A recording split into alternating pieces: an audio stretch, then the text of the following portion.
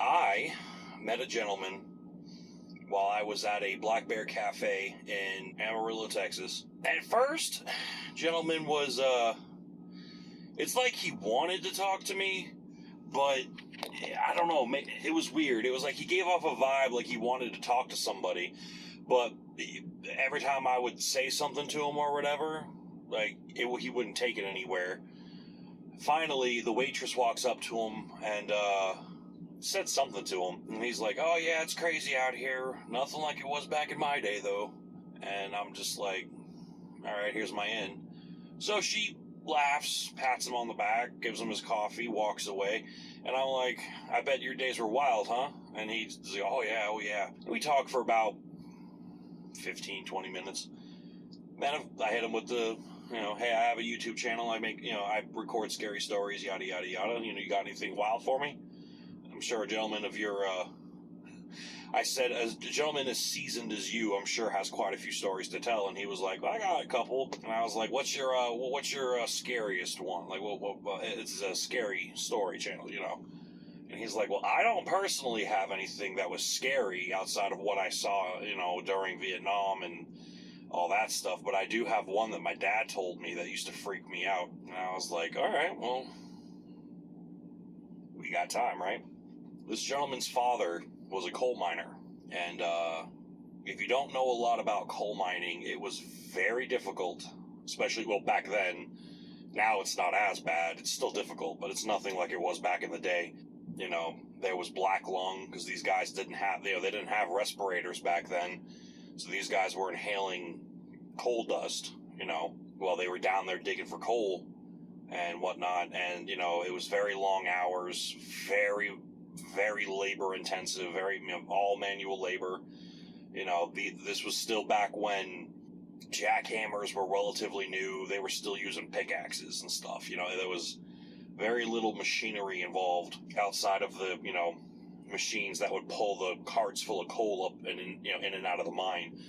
Well, now when this happened, his dad was in his early 20s. Like, I think he was 20, actually, now I think about it.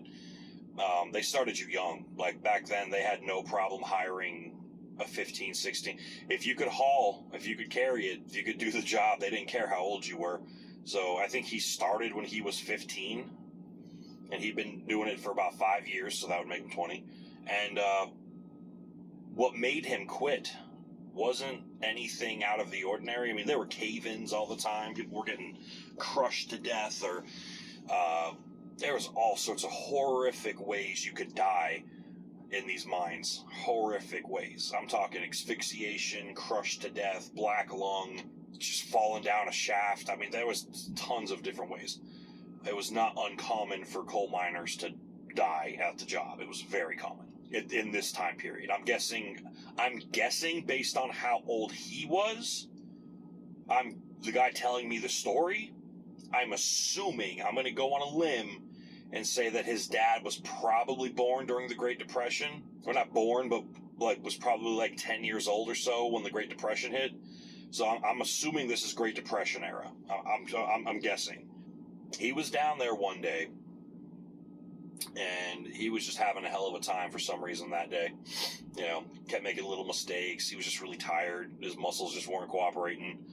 And while he's down there, there was an offshoot of one of the little mines. There was like a main tunnel, and it would, branch out. If you know anything about mining, they called it strip mining. And if you didn't pay attention to where you were and what was going on around you, you could get lost. You wouldn't be lost for too long, but you could get lost in there easily. If your light source broke, which back then they still were probably using like lanterns or like the kerosene lamps and stuff like that. If you lost your light source down there, you were screwed. Like you stayed put and screamed for help until someone with a light source came and found you, basically. There was nothing really you could do. And if you tried finding your way out in the dark, you were going to either trip, fall, and hurt yourself, or you could fall down a side shaft or something. So there was it was sketchy. So he's having a rough day, and he's in one of these little strips on the strip mine, and he was doing something. He thought he found a fresh coal deposit, so he's whacking at it with the pickaxe, trying to see how deep it goes, trying to get a gauge on it, if it's just a piece of coal or if it's like a vein of coal. And something happened, but his light source broke. It just stopped working. Like mid-swing, it just took out on him. This part of the mine hadn't been rigged up with lights yet, so he was like, beans. Now, he knew directly behind him was a tunnel that should lead back to the main tunnel where the lights are on. So he's like, all right, if I'm standing right here, if I do a 180 and walk straight and just put my hand on the wall and follow the tunnel to the main, I'll be fine. So despite him being taught to just stay put, he decides to do a 180 and walk down the tunnel that he knows leads back to the main tunnel. But when he does this, he starts walking, and after a while, he's like, I've been walking a lot longer than I should have been, and it's getting quieter and quieter. And so he's like, all right, whatever, I'll turn back around, go back to where I was, and just start yelling for help. But when he turns back around and he's trying to find his way out, again, he's like, I've been walking for way too long. Where's the end of this tunnel? And he realizes he screwed up. So he's trying to follow whatever noise he can detect, but he said it got super quiet. Like, he couldn't hear the jackhammers, the guys yelling, the tink, tink, tink off in the distance. He couldn't hear anything. It was just dead silence. Not even like water dripping or air, nothing. He said it was dead still. And he was starting to go into basically a panic attack, because if you've never been in a cave or a mine, it's a level of darkness that I can't even describe to you until you've experienced it. It's not like, it's darker than closing your eyes. You go into your room, turn off all the lights, close your eyes. It's darker than that. That's the only way I can describe it. It's darker than that. It is mortifyingly dark. Like, you can almost feel it. And, he's been down there a minute now without a light source, so he was hoping that maybe his eyes would start to adjust a little bit, but it was so dark. Your eyes don't really adjust down there because there's no ambient light of any kind. So he's basically stuck now in a tunnel. He has no idea where he is. He's trying to backtrack. He tried backtracking twice. Nothing worked. He could not find the end of this little side tunnel to even get back to where he was, and he's in his head, he's freaking out because he's like, it's a one direction tunnel. How can I have screwed this up? It's a one direction tunnel. You're coming or going. There's no left, right, follow the curve. No, it's just, it's. He said there should have been like a little curve, and then I should have been in the main tunnel. That's it. While he's down there, he starts hearing stuff. And he chalked it up originally to paranoia or just being scared, because again, it's a mortifying situation to be in. And he started to hear what he said were footsteps. But it was very strange. It wasn't in a rhythm like a human was. It was like whatever it was had multiple legs, like more than two. Like, and I don't mean like 3 or 4. He said it sounded like either there were 3 people approaching me, or this thing had 6 legs. So once it gets to the point where he feels like it's literally about to like touch him, it's so close, he books it. And of course he's calling out like, hello, he's calling out the names of his coworkers, and no one's responding. But this thing is coming closer. And he starts running, which was a bad idea, because he runs for a little while and he gets some distance between the thing and him, and he face plants into a wall at full tilt. Knocks him cold. When he regains consciousness, now he's really disoriented, and now he's got a concussion. Because he had a helmet on. Of course he had a helmet on, but even with a helmet on, you full sprint into a rock wall, you're going to mess yourself up, regardless of the helmet. So he finally regains consciousness, and again, just dead silence. nothing. Can't see anything. At this point, he's really starting to lose his cool. He's panicking, he's screaming, he's yelling, he's slamming on the walls. He's got his hand on the wall. He's following the wall down this tunnel. He has no idea where he is. Now, something they don't tell people about, if you stay in that level of darkness long enough, your brain will start to create shapes in your vision because it doesn't know what else to do, so it basically kind of like projects fake images. Now, usually you would think like, okay, maybe he would think that he saw like a chair or a desk or something. No, usually your brain, you can look this up, you can Google it. If you stay in the dark long enough, your brain will start to have you see things like swirls and like slight differences in light color. It's weird, but usually you see some pretty horrifying shit. You see some pretty wicked horror. I mean, what of all the things that our brains can help let us see, we see some gnarly stuff. I've never tried it, but I have had friends tell me that they've had or circumstances where they stayed in the dark long enough, like during cave explorations and stuff, that they told me that you will start to trip out.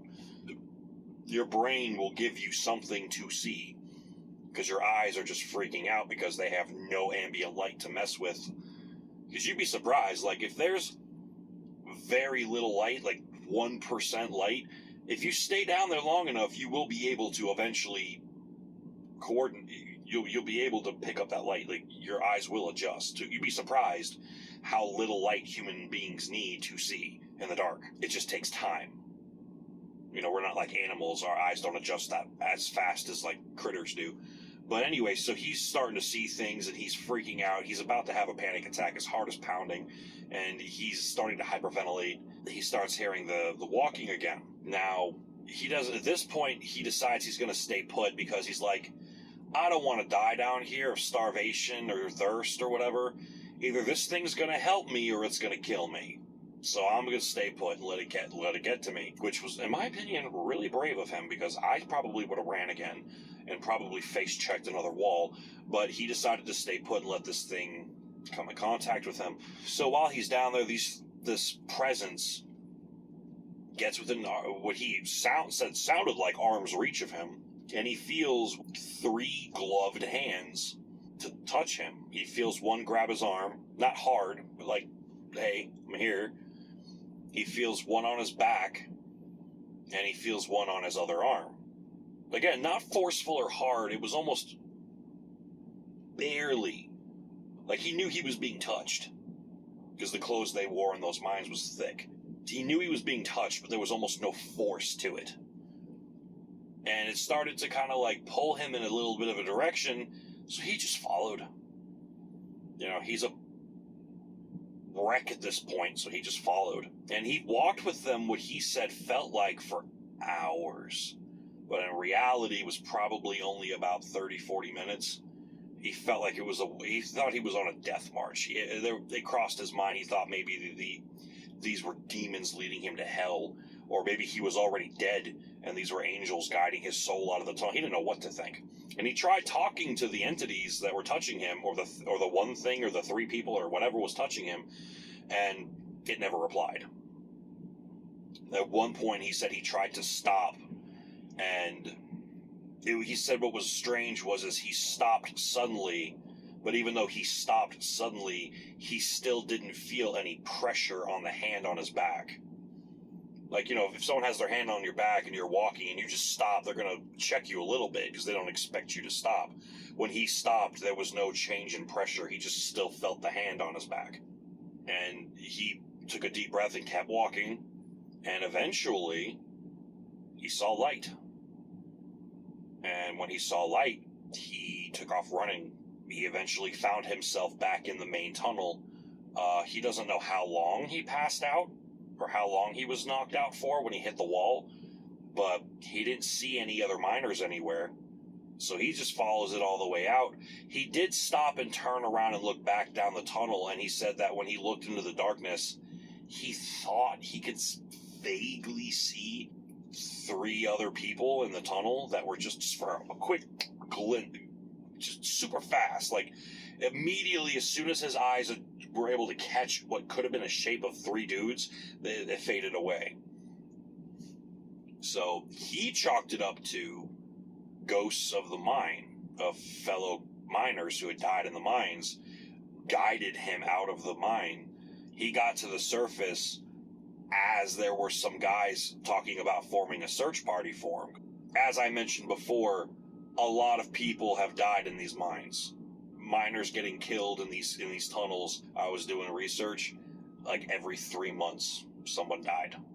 Sometimes 2. There were some in the Appalachians where death was a weekly occurrence. In some cases, a daily occurrence. It was that bad.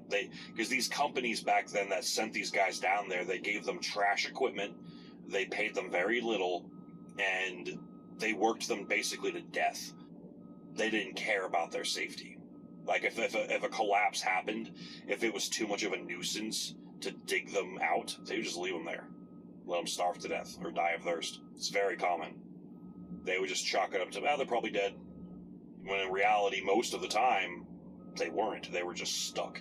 Or only one section caved in and the rest of the tunnel was clear. So there'd be sometimes, I think the highest count was like almost like 130 guys all got trapped at once and they all left them there to die. 130 men, ranging from the ages of like 13 to 30, just left them there in the tunnel to die because the company thought it would be a waste of company time and money and effort and expenses to dig them out. If you finished your shift, the company didn't care if you went back in the mine. A lot of the times when these guys would get buried alive, these guys would basically have to finish their shift and then go back in to the mine on their own time and dig these guys out. They wouldn't even get paid for it or anything. It was like, oh, the mine collapsed and there's people back there, and they would be like, well, finish your shift, 4, 5, 6, 7, 8 hour shift, 10-hour shift, then you can go dig them out on your own time.